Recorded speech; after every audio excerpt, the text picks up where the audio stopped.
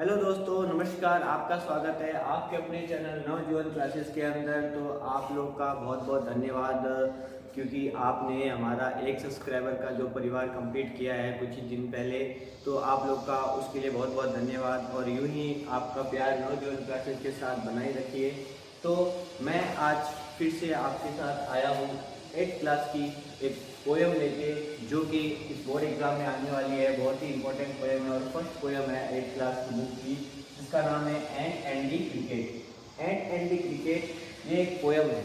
तो आप लोग को 8th क्लास को शायद पता नहीं होगा, तो मैं आपको बता देता हूँ पोएम क्या होती है। पोइट्री होती है वो एक ग्रीक वर्ड है। ग्रीक वर्ड है जिसका मतलब होता है टू मेक, जिसको क्या बोलते हैं, पोइट्री को हम जो बनाते हैं, हम कुछ लिखते हैं, हम उसको बनाते हैं। तो अब उसके अंदर पोइट्री जिसने बनाया उसका एक पोएट भी होगा। जो पोएट होता है वो होता है मेकर, और पोएम होता है दैट इज मेड, जो बन चुकी, जिसके द्वारा बनाई जाती है वो होता है पोएट, और जो बनाई गई चीज है उसे बोलते हैं पोएम। तो पोएम बनाने के लिए हमें कुछ म्यूजिकल क्वालिटीज भी उसके अंदर डालनी पड़ती है, जो कि होती है रिदम होती है, पिच होती है, मीटर होती है, और फिगर्स ऑफ स्पीच होती है। अब आप पूछोगे फिगर्स ऑफ स्पीच क्या होती है? कि फिगर्स ऑफ स्पीच होती है जैसे कि सिमिली, मेटाफर। सिमिली जैसे कि किसी को किसी चीज़ से कंपेयर करना, या फिर मेटाफर बढ़ा चढ़ाकर किसी बात को कहना। ये सब होती है इस पोएम के अंदर। हम आगे इस पोएम के अंदर हम देखेंगे ये सब चीज़ें इस पोएम के अंदर यूज की गई है। तो पोएम स्टार्ट करने से पहले मैं आपको बता देता हूँ कि एसॉप एक ग्रीक फेबुलिस्ट है। ग्रीक फेबुलिस्ट है जो कि एक स्टोरी टेलर भी थे।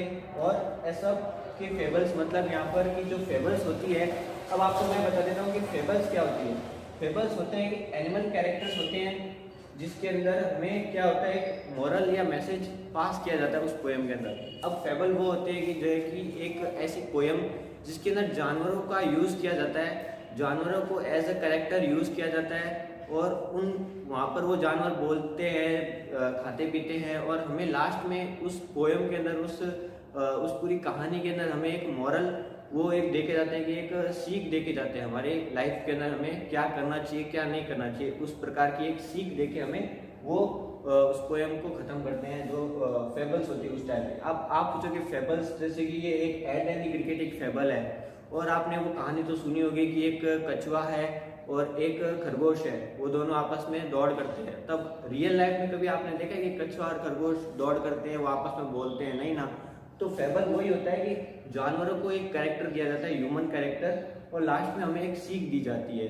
तो उसी कछुए और खरगोश की कहानी में हमें लास्ट में सीख मिलती है कि हमें कभी भी किसी को कमज़ोर नहीं समझना चाहिए, और हमें अपना टाइम वेस्ट नहीं करना चाहिए। तो आज हमारी पोएम रहेगी एंट एंड द क्रिकेट। तो इसको हम विस्तार से पढ़ेंगे लाइन टू लाइन, और शायद ये वीडियो 2-3 पार्ट्स में बन जाए, क्योंकि हम इसको एकदम व्यवस्थित ढंग से समझेंगे। तो आप इसका स्क्रीनशॉट ले सकते हो। तो दोस्तों स्टार्ट करते हैं हमारी ये पोएम। तो इस पोएम में क्या होता है कि एक झिंगुर होता है, जिसे हम इंग्लिश में कहते हैं क्रिकेट, और एक होता है चींटी। चींटी होती है। तो इसमें क्या होता है कि एक जो ये झिंगुर होता है वो बहुत ही लापरवाह होता है। वो अपने अच्छे दिनों को तो अच्छी तरह से बिता देता है, पर बुरे दिन के लिए वो तैयार नहीं होता है, और वो अपने बुरे दिन के वक्त चींटी से मदद मांगने जाता है, और वो चींटी उसकी कोई सहायता नहीं करती, और वो बुरे दिन को भी, बुरी हालात को भी उसको जीना पड़ता है। तो इस पोएम में हमें यही सीख मिलेगी। तो इस पूरी पोएम को हम पढ़ते हैं लाइन टू लाइन। आप लोग उसी तरह, जैसे मैं बोलता हूँ कि आप अपनी टेक्स्ट अपने सामने रखो, किताब अपनी सामने खोल के रखो, और मेरे साथ लाइन टू लाइन एक्सप्लेनेशन आपको समझा जाएगा। तो a silly young cricket accustomed to sing. A silly young cricket मतलब एक जैसे नौजवान होता है ना, वो क्या होता है, बहुत ही नादान टाइप होता है। वो नौजवान आदमी जो है, चाहे हम हो चाहे कोई भी नौजवान आदमी हो, वो क्या होता है, थोड़ा भटक जाता है अपने रास्ते से, या फिर वो जो आगे की जो परिस्थिति है वो समझ नहीं पाता। तो वो क्या था, अकस्टम टू सिंग, मतलब वो हमेशा गाना गाता रहता था। वो हमेशा मौज मस्ती करने वाला क्रिकेट था। Through the warm sunny months of gay summer spring. अब यहाँ पर वार्म सनी और मंथ्स ऑफ समर और स्प्रिंग मतलब यहाँ पर अच्छे दिन से डिनोट किया गया है कि समर और स्प्रिंग एकदम अच्छे दिन होते हैं। वहाँ पर हरियाली होती है, हर तरफ हरियाली होती है, फूल फ्रूट्स सब जगह ये मतलब एकदम अच्छा वातावरण होता है। मतलब एक अच्छे दिन से यहाँ पर समर को और स्प्रिंग को डिनोट किया गया है। तो उस टाइम वो क्या करता है, मज़े करता रहता है, ना कि अपने फ्यूचर के बारे में कुछ सोचता है। तो बाद में बोलते हैं began to complain when he found that at home, कि अब उसके घर पे उसने देखा कि वो क्या करने लग गया, शिकायत करने लग गया। जब उसने देखा कि उसके घर पे क्या नहीं है, कि उसके जो कबर्ड है वो खाली है, एम्प्टी है। His cupboard was empty and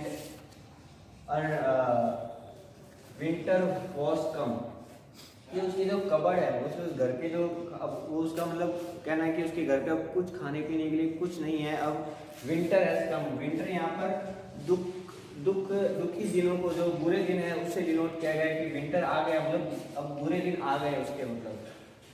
not a क्रम टू बी फाउंड, एक रोटी का टुकड़ा भी उसको नहीं मिल रहा है, ठीक है।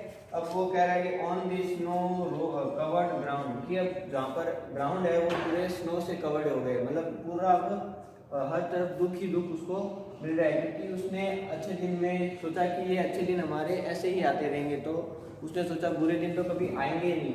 तो अब वो क्या है, बुरे दिन उसके हर तरफ, उसका कोई सहायता करने वाला नहीं है। अब बुरे दिन मतलब हर तरफ उसको अब स्नो ही स्नो नजर आ रही है। अब ठंडी के दिन है तो पूरी जगह क्या स्नो कवर्ड हो गई है।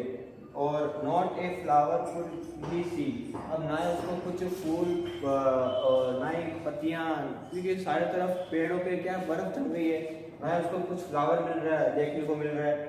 Not a leaf on a tree, अब ट्री के ऊपर क्या है, एक पत्ता भी नहीं है, सिर्फ क्या है, स्नो ही स्नो है चारों तरफ, मतलब दुख ही दुख है। अब oh what will become says the cricket, अब बोला कि अब मेरा क्या होगा, ऑफ मी, कि मेरा क्या होगा, अब मैं इस बुरे दिन को कैसे हैंडल करूं, कि मेरे पास ना खाने के लिए ना पीने के लिए है, मैं क्या करूं। तो यही इस फर्स्ट पैराग्राफ में यह है कि वो एक जो नौजवान सिली यंग क्रिकेट है वो अपने अच्छे दिन को तो एकदम अच्छे से गाते हुए नाचते हुए बिता देता है, ना कि फ्यूचर प्लानिंग्स करता है। और बुरे दिन आते हैं तो वो डर जाता है कि अब मैं क्या करूँगा, मेरा क्या होगा, कुछ नहीं है मेरे पास अब खाने पीने के लिए। तो ये था हमारा फर्स्ट पार्ट इस पोएम का। हम अगले पार्ट में इसकी आगे की पोएम को डिस्कस करेंगे। तो हमारे चैनल को सब्सक्राइब करिए, लाइक करिए और ये वीडियो और भी 8th क्लास बच्चों को फॉरवर्ड कीजिए। Thank you.